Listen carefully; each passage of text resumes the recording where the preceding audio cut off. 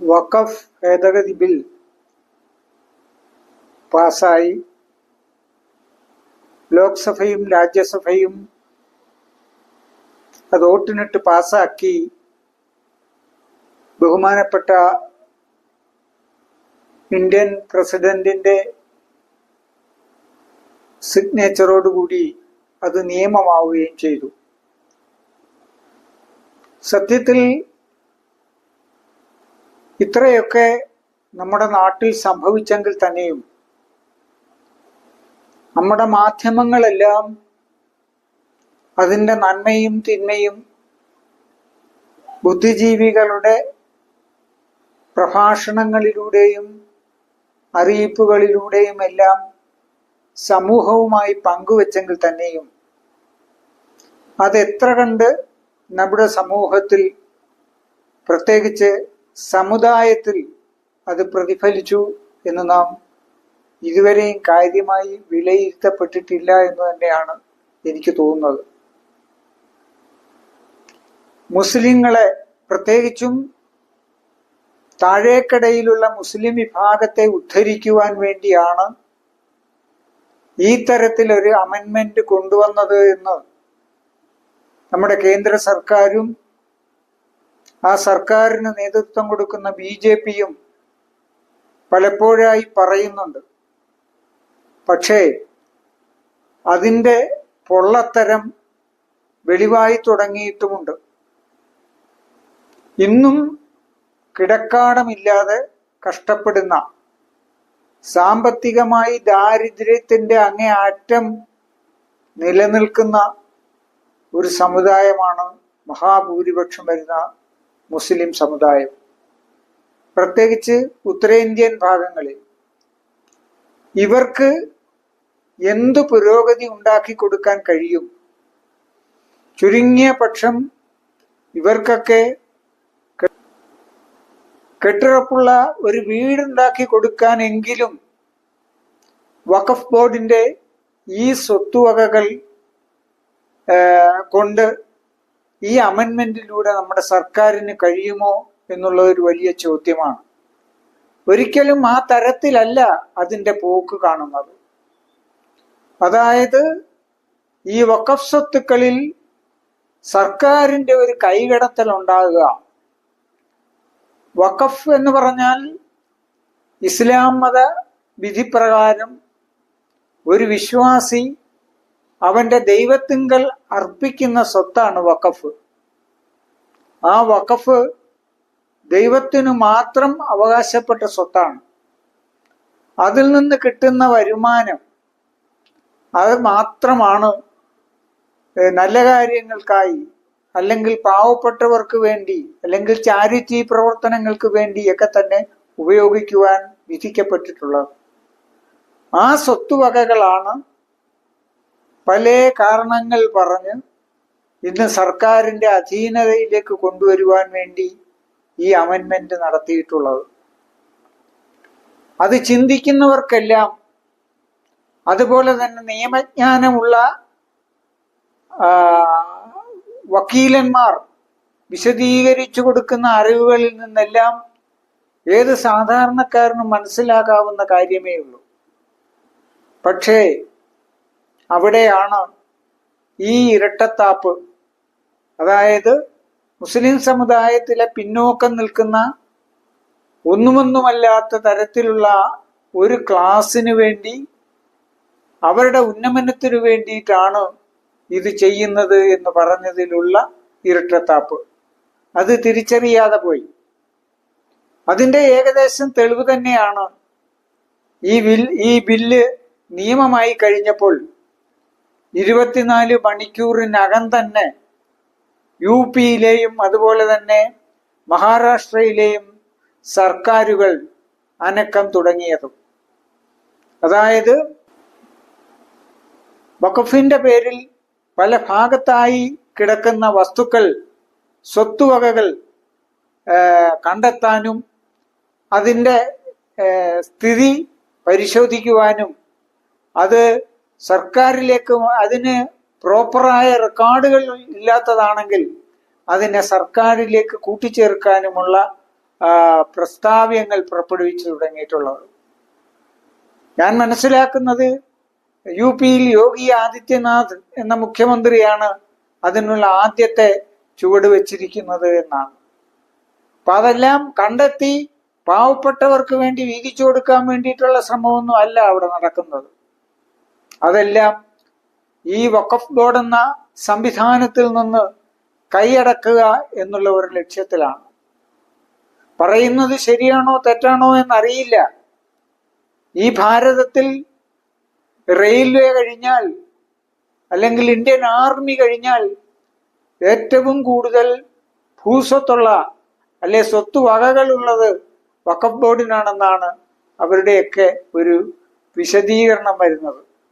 അത് എത്രത്തോളമാണെന്ന് ഇത് കാണുമ്പോഴേ നമുക്കറിയാൻ പറ്റുള്ളൂ. നമ്മളുടെ കാഴ്ചയിൽ ഈ വഖഫ് സ്വത്തുക്കൾ എന്ന് പറഞ്ഞു കഴിഞ്ഞാൽ വളരെ പരിമിതമാണ്. പ്രത്യേകിച്ച് കേരളത്തിൽ വല്ല പള്ളികളുടെ പേരിലോ അല്ലെ പള്ളികൾ നിൽക്കുന്ന സ്ഥലമോ അതുമായി ബന്ധപ്പെട്ട ചെറിയ കാര്യങ്ങളോ അല്ലെങ്കിൽ വിദ്യാഭ്യാസ സ്ഥാപനങ്ങൾക്ക് വേണ്ടി കൊടുത്തിട്ടുള്ള സ്ഥലങ്ങളോ ഒക്കെ തന്നെയുള്ളൂ.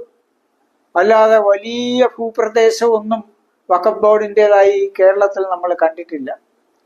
വടക്കേ ഇന്ത്യയിലെ സ്ഥിതി എന്താണെന്ന് അറിയില്ല. ഇപ്പൊ UP പോലുള്ള സംസ്ഥാനങ്ങളിൽ അതൊക്കെ കുറച്ച് അധികം ഉണ്ടായേക്കാനുള്ള സാധ്യതയുണ്ട്. പ്രത്യേകിച്ച് വളരെ നൂറ്റാണ്ടുകൾക്ക് മുമ്പ് ഇന്ത്യ ഭരിച്ചിരുന്ന ഭരണാധികാരികൾ വഖഫ് ചെയ്തിട്ടുള്ള ഒരുപാട് സ്വത്തുവകകളുണ്ട്. അതെല്ലാം വളരെ അറിയപ്പെടുന്ന പട്ടണങ്ങളുടെ ഹൃദയഭാഗങ്ങളിലൊക്കെ തന്നെയാണ്. അപ്പൊ അതിന് ഇന്നത്തെ കാലത്ത് വരുമ്പോൾ കോടാനുകോടി വില ഉണ്ടാവും. ആ വസ്തുവകകളിലൊക്കെ കണ്ടുവച്ചിട്ടായിരിക്കാം ഇപ്പോൾ ഈ തരത്തിലുള്ള ഒരു നീക്കമുണ്ടായിരിക്കുന്നത്. ഇതിൽ എനിക്കേറെയും അത്ഭുതകരമായി തോന്നുന്നത് ഇത്തരത്തിൽ വിവാദം സൃഷ്ടിച്ച ഒരു വഖഫ് ബോർഡ് അമെൻമെന്റ് ഇന്ത്യ ഗവൺമെന്റ് നടപ്പാക്കി കഴിഞ്ഞപ്പോൾ എവിടെ നിന്നും, പ്രത്യേകിച്ച് പ്രബുദ്ധത അവകാശപ്പെടുന്ന കേരളത്തിൽ എവിടെ നിന്നും അതിനെതിരെ ഒരു പ്രതിഷേധം പോലും ഉയർന്നതായി കാണാൻ കഴിഞ്ഞിട്ടില്ല. ഇവിടെ വളരെ പ്രബലങ്ങളായ മുസ്ലിം സംഘടനകളുണ്ട്. ഇപ്പൊ സമസ്ത തന്നെ രണ്ട് വിങ്ങുണ്ട്. AP വിഭാഗവും EK വിഭാഗവും. അതുപോലെ തന്നെ ജമാഅത്തെ ഇസ്ലാമിയുണ്ട്. അതുപോലെ വഹാബികളുണ്ട്, മൗദൂദികളുണ്ട്. മൗദൂദികളാണ് ജമാഅത്തെ ഇസ്ലാമി. അതുപോലെ മുജാഹിദുകളുണ്ട്. അങ്ങനെ മനുഷ്യന് പുറത്തേക്ക് ഇറങ്ങിയാൽ തട്ടിയിട്ട് നടക്കാൻ വയ്യാത്ത തരത്തിൽ ചെറുതും വലുതുമായ ധാരാളം മുസ്ലിം സംഘടനകളുണ്ട്. ഇവരുടെയൊക്കെ പ്രധാന അജണ്ട പരസ്പരം കലഹിക്കുക, ആവശ്യവും അനാവശ്യവുമായ കാര്യങ്ങൾ കുത്തിപ്പൊക്കി ജനങ്ങളുടെ ഇടയിൽ ഫിത്തനകൾ ഉണ്ടാക്കുക. ഇത് മാത്രമേ ഉള്ളൂ ഇവരുടെയൊക്കെ ലക്ഷ്യം. ഒരു പാവപ്പെട്ട സ്ത്രീ, ഒരു പ്രായം ചെന്ന സ്ത്രീ മക്കളോടൊപ്പം ഒരു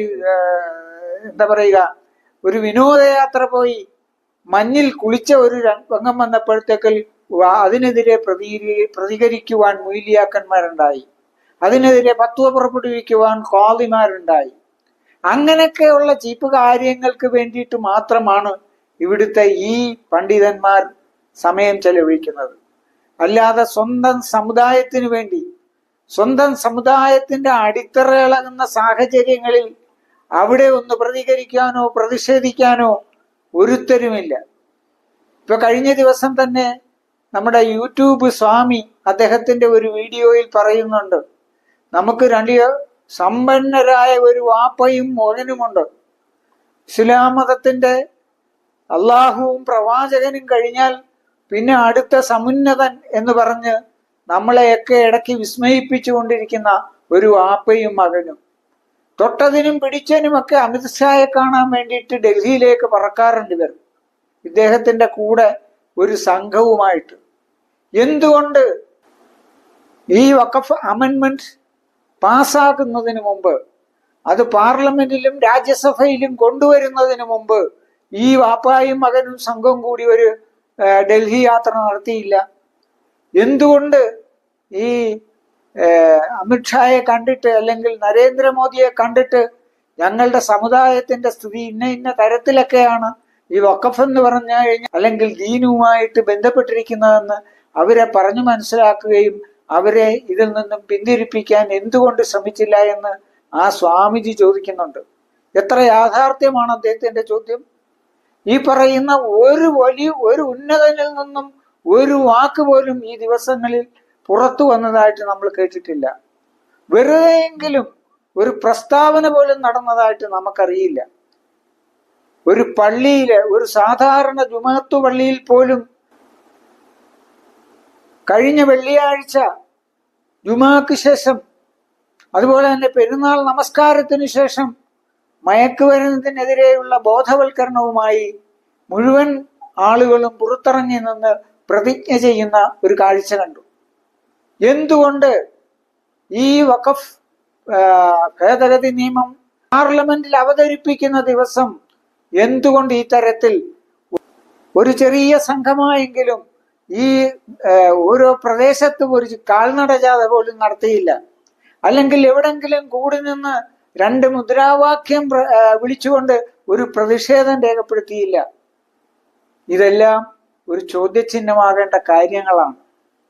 കാരണം ഈ സമുദായത്തിന് സത്യത്തിൽ ഈ പറയപ്പെടുന്ന കൂട്ടായ്മകളുണ്ട്, സംഘടനകൾ കൊണ്ട് എന്ത് നേട്ടമുണ്ട് എന്നുള്ളത് നമ്മളൊന്ന് ചിന്തിക്കണം. കാരണം ഇന്ന് ഇന്ത്യയുടെ സ്ഥിതി അനുസരിച്ചിട്ട് ഈ സമുദായത്തിനുള്ള ആകെയുള്ള ഏറ്റവും വലിയൊരു പിടിയാണ് ഈ വഖഫും അതിൻ്റെ സ്വത്തുക്കളും അതിൻ്റെ നിലനിൽപ്പും. അതുപോലും കൈവിട്ടു പോകുന്ന ഒരവസ്ഥയിലേക്ക് നിസ്സംഗതയോടുകൂടി അല്ലെങ്കിൽ അലംഭാവത്തോടുകൂടി ഈ പുരോഹിത വർഗം നോക്കി നിന്നു എന്ന് തന്നെയാണ് എനിക്കിവിടെ പറയാനുള്ളത്. പിന്നെ എനിക്ക്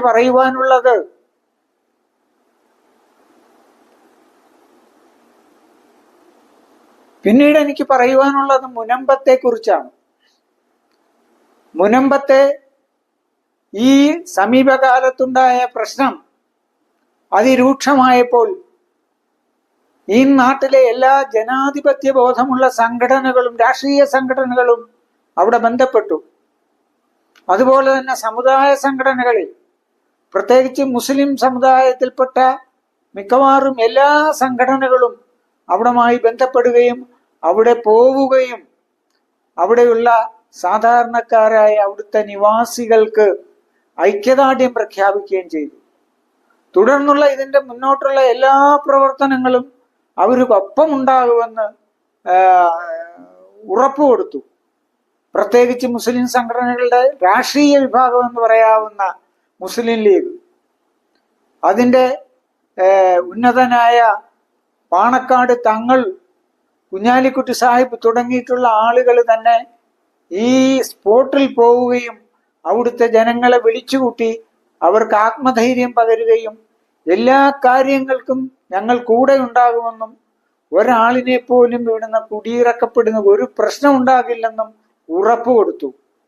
അതിനുശേഷമാണ് ആ പ്രദേശത്തെ ചിത്രം ഒരു വിഭാഗം വർഗീയവാദികൾ, അതിന് മുന്നിൽ നിന്നത് കുറെ ക്രിസംഗികളും അതുപോലെ തന്നെ കാസ എന്ന് പറയുന്ന ഒരു അവരാണ് അതിന് മുന്നിൽ നിന്നത്. അവര് ചില പാതിരിമാരെ കൂട്ടുപിടിച്ചുകൊണ്ട് അവിടുത്തെ പാവപ്പെട്ട ജനങ്ങളെ തെറ്റിദ്ധരിപ്പിച്ചു. പ്രത്യേകിച്ച് ക്രിസ്തീയ വിഭാഗത്തിൽപ്പെട്ട ആളുകളെ തെറ്റിദ്ധരിപ്പിച്ചു. അവരുടെ പ്രശ്നങ്ങളൊന്നും തീരത്തില്ലെന്നും അവരുടെ പ്രശ്നങ്ങൾ തീർക്കാൻ ഈ കാര്യങ്ങൾ കൊണ്ടൊന്നും നടക്കത്തില്ലെന്നും അവരെ ധരിപ്പിച്ചുകൊണ്ട് അവരെ കൂടുതൽ സമരവീര്യത്തിലേക്ക് കടത്തിവിടുകയും അതുപോലെ തന്നെ സർക്കാരും അതിൽ ഇടപെട്ടിട്ട് വേണ്ടത് ചെയ്യുമെന്ന് ഉറപ്പ് കൊടുത്തതാണ്. എന്നിട്ടും ഈ ക്രിസംഗികളും ഈ കാസയും അവർ അവിടെയുള്ള സാധാരണക്കാരായ പാവപ്പെട്ട ക്രിസ്ത്യാനികളെയും മറ്റുള്ളവരെയും പറഞ്ഞു വിശ്വസിപ്പിച്ച് തെറ്റിദ്ധരിപ്പിച്ച് അവരെ സമരത്തിൽ ഇറക്കി വിടുകയും അതുപോലെ തന്നെ ഈ ക്രിസംഗികൾ തരത്തിൽ ഈ വഖഫ് ബില്ല് പാസാക്കി എടുക്കുക എന്നുള്ള ഈ സംഘപരിവാറിന്റെ അജണ്ട നടപ്പാക്കാൻ വേണ്ടിയിട്ട് ഈ ക്രിസംഗികളും ഈ കാസയും ചേർന്ന് അവരിൽ നിന്നും പണം പറ്റിക്കൊണ്ട് ഈ പാവപ്പെട്ട ഈ മുനമ്പത്തുകാരെ ഇളക്കി വിടുകയാണ് ചെയ്തത്. അവസാനം എന്തായി? അവസാനം വഖഫ് ഭേദഗതി ബില്ല് പാർലമെന്റിൽ പാസ്സായി കഴിഞ്ഞപ്പോൾ, രാജ്യസഭയിൽ പാസ്സായി കഴിഞ്ഞപ്പോൾ മുനമ്പത്ത് പടക്കം പൊട്ടിച്ച് കമ്പം പൊട്ടിച്ച് ആഘോഷമാക്കി അവർ മാറ്റുകയാണ് ചെയ്തത്. പക്ഷേ പിറ്റേ ദിവസം മുതൽ നിയമജ്ഞരായിട്ടുള്ള ആൾക്കാർ, നിയമ പണ്ഡിതന്മാർ അവരുടെ അഭിപ്രായങ്ങൾ പുറത്തുവിടാൻ തുടങ്ങി. ഒരു ക്രിസ്ത്യാനിയായ തമ്പാൻ തോമസിനെ പോലുള്ള അതിപ്രബലനായ കേരളത്തിലെ ഒരു വക്കീൽ, അദ്ദേഹം തന്നെ പറയുന്നത് കേട്ടു, ഒരു കാരണവശാലും ഈ മുനമ്പത്ത് ഇപ്പോൾ നിലനിൽക്കുന്ന പ്രശ്നങ്ങൾക്ക് ഈ അമെൻമെന്റ് ബില്ല് പാസ്സായതുകൊണ്ട് ഒരു പരിഹാരവും ഉണ്ടാകാൻ പോകുന്നില്ല. അതിനുള്ള പരിഹാരം ഒന്നും തന്നെ അതിൽ പറയുന്നില്ല. രണ്ടാമത്, അതിന് മുൻകാല പ്രാബല്യത്തോടെയല്ല അത് പാസ്സാക്കിയിരിക്കുന്നത്. അത് ബഹുമാനപ്പെട്ട പ്രസിഡന്റ് ഒപ്പിട്ട ദിവസം മുതലാണ് അത് പ്രാബല്യത്തിലാകുന്നത് തന്നെ. അപ്പോൾ ഒരു കാരണവശാലും നിലവിലുള്ള മുനമ്പത്തെ പ്രശ്നങ്ങൾക്ക് ഈ അമെൻമെന്റ് കൊണ്ടൊരു പരിഹാരം ഉണ്ടാവില്ല. അതിന് പരിഹാരത്തിന് എന്തെങ്കിലും സാധ്യതയുണ്ടെങ്കിൽ അത് തുടക്കത്തിൽ അവിടെ കണ്ട സാമുദായിക മൈത്രി, കമ്മ്യൂണൽ ഹാർമണി, അതുകൊണ്ട് മാത്രമുണ്ടാകുന്ന സമവായത്തിലൂടെ മാത്രമേ അതിന് പരിഹാരം കാണാൻ കഴിയൂ. വേറെ ഒരു മാർഗത്തിലും അതിന് പരിഹാരം കാണാൻ കഴിയില്ല. സർക്കാർ വിചാരിക്കണം, അതോടൊപ്പം തന്നെ അവിടെ താമസിക്കുന്ന സമുദായങ്ങളുടെ കൂട്ടായ്മകൾ ചേർന്നുള്ള ആ ഒരു കമ്മ്യൂണൽ ഹാർമണി, ആ ഒരു ഒത്തുതീർപ്പിലൂടെ, ആ ഒരു സമവായത്തിലൂടെ മാത്രമേ അതിന് പരിഹാരം കാണാൻ കഴിയൂ എന്നാണ് പറയുന്നത്. ഞാൻ അറിഞ്ഞിടത്തോളം, ഞാൻ മനസ്സിലാക്കിയെടുത്തോളം എല്ലാ പ്രഗത്ഭരായ നിയമജ്ഞരും പറയുന്നത് അത് തന്നെയാണ്. ഇതിന് ഈ ഇന്ത്യ ഗവൺമെന്റ് ഉണ്ടാക്കിയിരിക്കുന്ന വഖഫ് ഭേദഗതി ബില്ല് പാസ്സായതുകൊണ്ട് ഒരു പരിഹാരവും മുനമ്പത്തെ പ്രശ്നങ്ങൾക്ക് ഉണ്ടാകാൻ പോകുന്നില്ല. ഇന്ത്യ ഗവൺമെന്റിന് വഖഫ് സ്വത്തുക്കളുടെ മേൽ ഒരു സ്വാധീനം ഉണ്ടാക്കണം, ഒരു ആധിപത്യം ഉണ്ടാക്കണം. നാളെ വഖഫ് സ്വത്താണെന്ന് ഗവൺമെന്റോ ഗവൺമെന്റ് ഏജൻസികളോ പറഞ്ഞു കഴിഞ്ഞാൽ അത് അവർക്ക് അനായാസം എടുത്തോണ്ട് പോകാൻ കഴിയുന്ന ഒരവസ്ഥയുണ്ടാകണം. ആ ലക്ഷ്യത്തിൽ മാത്രമാണ് ഈ വഖഫ് അമെൻമെന്റ് നിയമം ഇപ്പോൾ പാസ്സാക്കിയിരിക്കുന്നത് എന്ന് നാം മനസ്സിലാക്കണം. അന്ന് കമ്പം പൊട്ടിച്ച് മുനമ്പത്ത് ആഘോഷിച്ച പ്രിയപ്പെട്ട ക്രിസ്തീയ സഹോദരങ്ങൾ മനസ്സിലാക്കണം നമ്മുടെ നാടിന്റെ അവസ്ഥയെക്കുറിച്ച്. ഒരു വിഭാഗം ചങ്ങാത്തം കൂടിയിട്ടുള്ള ഈ സംഘപരിവാർ അവരെന്താണ് ചെയ്തുകൊണ്ടിരിക്കുന്നത്? ഇപ്പോൾ തന്നെ ജബൽപൂരിൽ, മധ്യപ്രദേശിൽ നമ്മുടെ മലയാളിയായ ഒരു വൈദികനെ തന്നെ ആക്രമിച്ചിരിക്കുകയാണ്. അദ്ദേഹത്തെ കുനിച്ചു നിർത്തിയിരിക്കുന്ന രംഗങ്ങളാണ് നമ്മൾ കണ്ടുകൊണ്ടിരിക്കുന്നത്. അപ്പൊ ആ തരത്തിലാണ് അവരുടെ നിലപാടുകൾ. അവരൊരിക്കലും നിങ്ങളെ സഹായിക്കാൻ വേണ്ടിയിട്ടല്ല ഇത് ചെയ്യുന്നത് എന്ന് നിങ്ങൾ മനസ്സിലാക്കുക. RSSന്റെ മുഖപത്രമായ ഓർഗനൈസറിൽ തുടർച്ചയായി ഈ വഖഫ് ബോർഡിനെതിരെയുള്ള ലേഖനങ്ങളാണ് വന്നുകൊണ്ടിരുന്നത്. എന്ന് വഖഫ് നിയമം പാസ്സായി കഴിഞ്ഞോ അതിനടുത്ത ദിവസം മുതൽ ചർച്ച് ബില്ലിനെ കുറിച്ചാണ്. അതായത് ക്രിസ്തീയ സഭകൾക്കുള്ള സ്വത്തുവകകൾ അതിൽ എങ്ങനെ കൈകടത്താം, അതിനെതിരെ എങ്ങനെ ഗവൺമെന്റ് ഈ വഖഫ് ബോർഡിൽ ചെയ്തതുപോലുള്ള നിയന്ത്രണങ്ങൾ കൊണ്ടുവരാം എന്നതിനെ കുറിച്ചാണ് ഓർഗനൈസറിൽ എഴുതുന്നത്. ആ ഓർഗനൈസറിൽ വന്ന വാർത്ത, ആ ലേഖനം വലിയ വിവാദമായതിനെ തുടർന്ന് പിന്നീട് അത് നീക്കം ചെയ്തു എന്നും കേട്ടു. എന്നാലും അത് പല തരത്തിൽ അവരത് പറഞ്ഞുകൊണ്ടേയിരിക്കുകയാണ്. അതായത് വഖഫ് ബോർഡിന്റെ പ്രശ്നം ഒരറ്റത്തൊതുങ്ങി. ഇനി അടുത്തത് ചർച്ച് ബില്ലാണ്. ചർച്ച് ബില്ലെന്ന് പറഞ്ഞാൽ പ്രത്യേകിച്ച് കത്തോലിക്ക സഭ പോലുള്ള പ്രത്യേകിച്ച് കത്തോലിക്ക സഭ അവർക്ക് ഉള്ള ഭൂസ്വത്ത് പോലെ ഒരു മതവിഭാഗത്തിനും ഭൂസ്വത്തില്ല. കേരളത്തിൽ കത്തോലിക്ക സഭയ്ക്ക് മാത്രം 20,000 കോടിയിലധികം രൂപയുടെ സ്വത്തുവകകൾ ഉണ്ടെന്നാണ് ഏകദേശ കണക്ക്. 20,000-വുമല്ല 30,000-വുമല്ല, അതിലൊക്കെ മുകളിലായിരിക്കും. നമ്മൾ ഈ കേരളത്തിലെ പ്രമുഖ പട്ടണങ്ങളിൽ കൂടെ സഞ്ചരിക്കുമ്പോൾ ആ പട്ടണങ്ങളുടെ എല്ലാം ഹൃദയഭാഗത്ത്, കണ്ണായ ഭാഗത്ത് കാണുന്ന വലിയ വലിയ പ്രോപ്പർട്ടികളെല്ലാം തന്നെ കത്തോലിക്ക സഭയുടേതാണ്. വലിയ വലിയ സ്ഥാപനങ്ങൾ എല്ലാം ഈ കത്തോലിക്ക സഭയുടെ അധീനതയിൽ ഉള്ള സ്വത്തുവകകളാണ്. അത് ബ്രിട്ടീഷുകാർ വിട്ടുകൊടുത്തതായിരുന്നാലും അല്ലെങ്കിൽ പരമ്പരാഗതമായി നാട് ഭരിച്ചവർ വിട്ടുകൊടുത്തതായിരുന്നാലും ശരി, അതാണ് ഏറ്റവും കൂടുതലുള്ളത്. വഖഫ് ബോർഡിനൊക്കെ എന്ന് പറഞ്ഞു കഴിഞ്ഞാൽ പട്ടണങ്ങൾ വിട്ടിട്ടുള്ള ഭാഗങ്ങളിൽ വല്ല പ്രാദേശികമായ പള്ളികളുടെയും അതിൻ്റെയും ഇതിൻ്റെയും ഒക്കെ പേരിലുള്ള വസ്തുവകകളൊക്കെ ഉള്ളൂ. പക്ഷേ ക്രിസ്തീയ സഭകൾക്കുള്ളതെല്ലാം അധികവും പട്ടണങ്ങളുടെ നടുവിലാണ്. അതെല്ലാം കോടാനുകോടി രൂപ വിലമതിക്കുന്ന വസ്തുവകകളാണെന്ന് നമ്മൾ മനസ്സിലാക്കണം. ഇനിയിപ്പോൾ സംഘപരിവാറിന്റെ കണ്ണ് അതിലേക്കാണ്. അത് ഈ പ്രിയപ്പെട്ട ക്രിസ്തീയ സഹോദരങ്ങൾ മനസ്സിലാക്കണം. നിങ്ങളോട് പറയുമ്പോൾ നിങ്ങൾ അത് ചെവിക്കൊള്ളില്ല. നിങ്ങൾ ഈ കാസ രൂപീകരിച്ച് ഒരു വിഭാഗം തീവ്രവാദികൾ നിങ്ങളുടെ കൂട്ടത്തിൽ നിന്ന് പുറത്തു വരികയും പ്രത്യേകിച്ച് ഇസ്ലാമിനെതിരെ പലതരത്തിലുള്ള ലവ് ജിഹാദ് പോലുള്ള അബദ്ധങ്ങളായ തെറ്റിദ്ധാരണകൾ പരത്തി ഈ സമുദായങ്ങളെ തമ്മിൽ അകറ്റുന്ന സമയത്ത് തന്നെ ഈ മുസ്ലിം സമുദായത്തിൽപ്പെട്ട പലരും ഇതിന് താക്കീത് തന്നതാണ്. നമ്മുടെ സാംസ്കാരിക രംഗത്തുള്ളവർ, രാഷ്ട്രീയ രംഗത്തുള്ളവർ, അവരെല്ലാം തന്നെ ഇത് മുന്നറിയിപ്പ് തന്നതാണ്. നിങ്ങൾ ഈ സംഘപരിവാർ മുസ്ലിങ്ങൾക്കെതിരെ തിരിയുമ്പോൾ നിങ്ങൾ അതിനെ അന്ധമായി സപ്പോർട്ട് ചെയ്യരുത്. കാരണം അവരുടെ അജണ്ടയിലുള്ളതാണ്, അവരുടെ ബേസിക് ഗ്രന്ഥത്തിലുള്ളതാണ് മുസ്ലിങ്ങൾ, അത് കഴിഞ്ഞാൽ ക്രിസ്ത്യാനികൾ, അത് കഴിഞ്ഞാൽ കമ്മ്യൂണിസ്റ്റുകാർ.